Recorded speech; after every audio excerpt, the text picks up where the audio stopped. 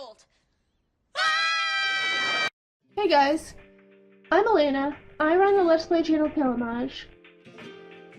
Today I'm going to be reviewing the Disney show Best Friends Whenever. So this show, though it's not the greatest thing ever, and there are many, many worse Disney shows out there, I have to say I kind of like it in a way. It has a way of growing on someone, especially if you're into time traveling. Sid is portrayed by Landry Bender. She plays sort of a tough girl, opposite of Shelby. Shelby is played by Lauren Taylor. I'm not sure how to describe her personality, since she doesn't really have one. Her best friend is Sid, they live together, and that's pretty much all you need to know. Anyways, onto the show. Shelby tries to wake Sid up after a few funny moments. Sid, wake up. Sid, wake up. Sid, wake up! They exchange some dialogue. My best friend is living with me forever. Well, basically, they're announcing who they are, what they're doing, and why. Yeah, this dialogue sounds completely natural. Then it will be forever. Was it bad that I said that? But would it have killed them to maybe slow it down a bit?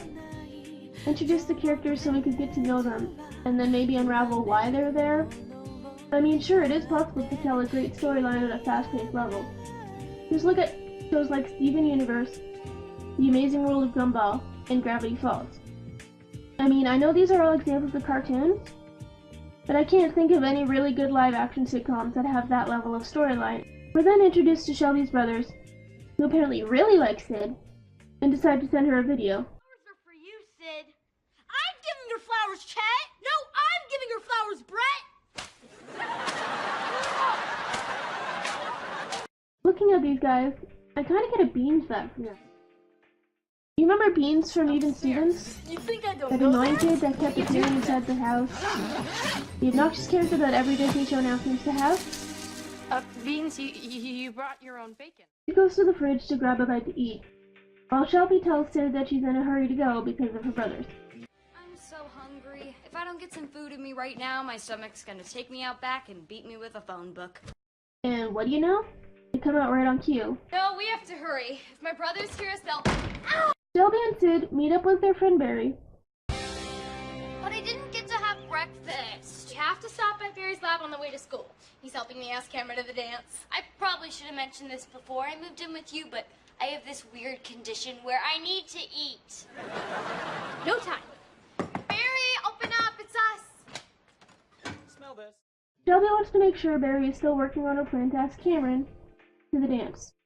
Barry, I thought you were working on my big plan to ask Cameron to the dance. And I am. I've rigged everything so that at exactly 8:46 this morning, the school's PA system will blast Cameron's favorite music. Fist-pumping jaw droppers.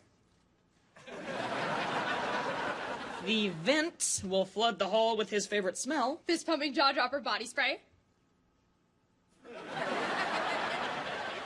And finally, the Pep Squad's confetti cannons will go off as the school's digital projector poses the query, "Will you go to the dance with me?" They make it pretty obvious that something is about to go down with the laser that Barry created. Body spray. Oh no! What's that?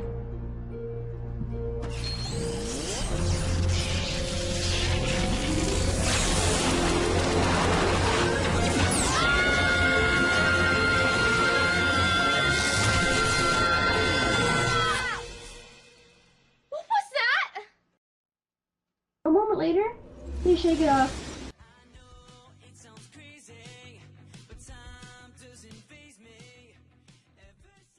Shelby is about to ask out Cameron.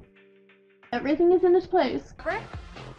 Fist pumping jaw dropper body spray. I have to go stand in front of Cameron's locker like Barry said. Hey, you Shelby! Yet another obnoxious character. Sid covers Shelby as she completely messes up her chances of going out with Cameron.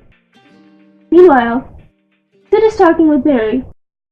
It could have sent you to another dimension or made you time travel. Wow, that's awfully specific. I mean, I suppose one could argue that he would know the side effects of his own machine. But really, could you be any more obvious about it? Shelby tells Sid that she shouldn't have gotten out of bed this morning because her plan to ask Cameron went wrong. They hug, and time travels back to the morning. Thing went wrong. I didn't even get to ask him. Oh, Shelby, that bites. I'm sorry. I never should have gotten out of bed this morning. Do today over again.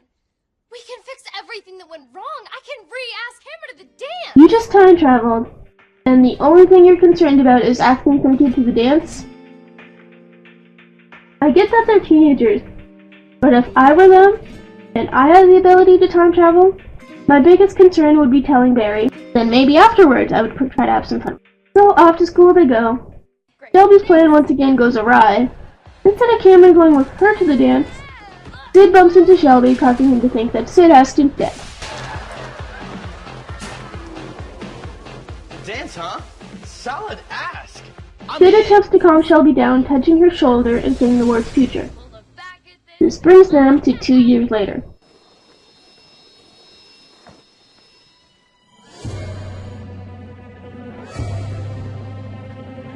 Kinda seems like they skipped a decade ahead instead of only 2 years. You said someday in the future, and I think we're in the future now. Hey, maybe that's how it works. We think of a time and we travel there. Thank God, an obnoxious character showed up to remind Shelby and Sid of their fight 2 years ago, or else they wouldn't have had this overdramatic dispute. Talking again? You haven't talked to each other in 2 years. It's the same day. So apparently, in replacement of Sid, Oh, just take it. Shelby becomes friends with obnoxious, nerdy oddball character. If we're here. Yeah, that's what I'm gonna call her now. This wasn't talked in 2 years. I think we are future us. This must be how we look to everyone. When we time travel, we enter our bodies from that time. They discuss how different Shelby is from Sid. Room. I never realized how selfish you are. I'm selfish because I don't want to live with a slob. Shelby then realizes that she made a mistake fighting with Sid and goes off to find her. I just don't get it. The fact that we're so different has always been what's made us so perfect for each other. It moved out? Of course. After that fight of yours, she moved in with another friend. We talked about this 2 years ago, but it sure is fun reliving good times.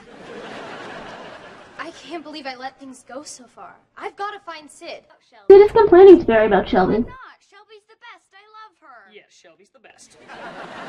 She drives me crazy. You're no help at all. If you're kidding or phlegmatic. Sometimes two things just belong together. Like when you mix this drippy blue with this jiggly yellow. I would not mix those. Of course you wouldn't. You're too much in here. And here, they come together to make something beautiful. We have exactly 20 seconds to get this. They leave, just as Shelby comes in to apologize to Sid. I recall obnoxious, nerdy oddball character saying that Sid moved in with another friend. Why did Shelby automatically assume it was Barry? Do they not have any other friends? I mean, it's 2 years in the future, and since Shelby became friends with obnoxious, nerdy oddball character, anything's possible, right? They make up, hug, and are transported back to this morning. Sid, you're the only best friend I ever wanted. So, they decided to stay home from school to put some of Sid's things up. Forward in time to when it's all I'm guessing Shelby's mother is okay with great this? is time travel.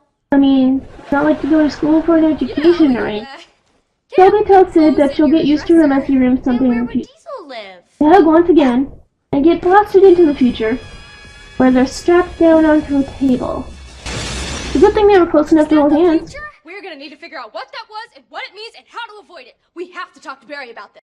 That's the first smart thing I've heard this entire episode. Overall, this episode is alright. If I were a bit younger, I would probably enjoy this show more than I do. It's been years since I really watched a Disney show. There's only so much over-the-top acting that I can take at one time. I guess the reason this show caught my attention is because of the time traveling aspect of it. Lately, that seems to be a fairly popular idea, with shows like Life is Strange and Project Almanac. This idea really captivates me. To be able to time travel to alter a certain period of your life or someone else's is incredible. And if it's done by the right people, it can really make you wonder or even inspire you.